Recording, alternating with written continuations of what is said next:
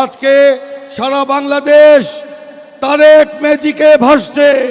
গারো পাহাড়ের পাদদেশের এই হালুয়াঘাট ধোবাউড়ায় তার হাত ধরেই আমরা একটি আলোকিত জনপদ গড়ে তুলব।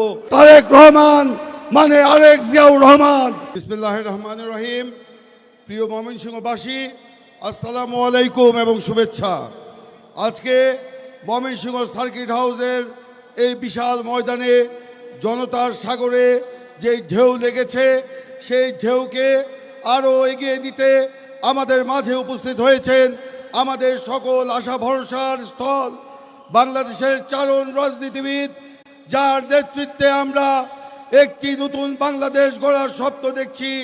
আমাদের প্রিয় নেতা, বিএনপির চেয়ারপারসন, চেয়ারম্যান, দেশনায়ক জনাব তারেক রহমান।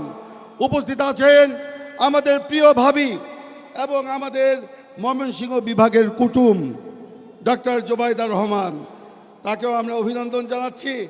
এবং আমাদের মঞ্চে দলের যারা ময়মনসিংহ বিভাগের প্রার্থী রয়েছেন, তারা রয়েছেন, অন্যান্য নেতৃবৃন্দ রয়েছেন, আমাদের বিভিন্ন অঞ্চল থেকে নেতা কর্মী ভাইয়ের বোনের এসছেন, তাদের সকলকে সালাম জানাচ্ছি। বক্তব্য রাখবেন জনাব তারেক রহমান। আমি শুধু বলতে চাই, আজকে সারা বাংলাদেশ তারেক ম্যাজিকে ভাসছে। তারেক ম্যাজিকে ভাসছে সারা বাংলাদেশ।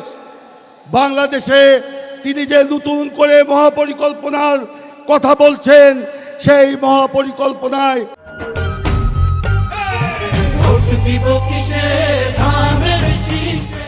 বাংলাদেশের মানুষ আজকে নতুন করে বাঁচার তারা দিশা খুঁজে পেয়েছে। সেই জন্য তারেক রহমান বাংলাদেশের মানুষের ভাগ্য পরিবর্তনের নায়ক হিসাবে আমাদের সামনে আবির্ভূত হয়েছেন। যেমনটি তার পিতা শহীদ প্রেসিডেন্ট জিয়াউর রহমান আমাদের মাঝে এসেছিলেন। জিয়াউর রহমান বলেছিলেন জনগণই সকল ক্ষমতার উৎস। তারেক রহমান বলছেন সবার আগে বাংলাদেশ।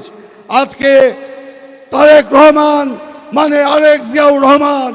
আজকে আমরা আসুন করতালি দিয়ে আমাদের এই আরেক জিয়াউর রহমান তারেক রহমানকে আমরা অভিবাদন জানাই।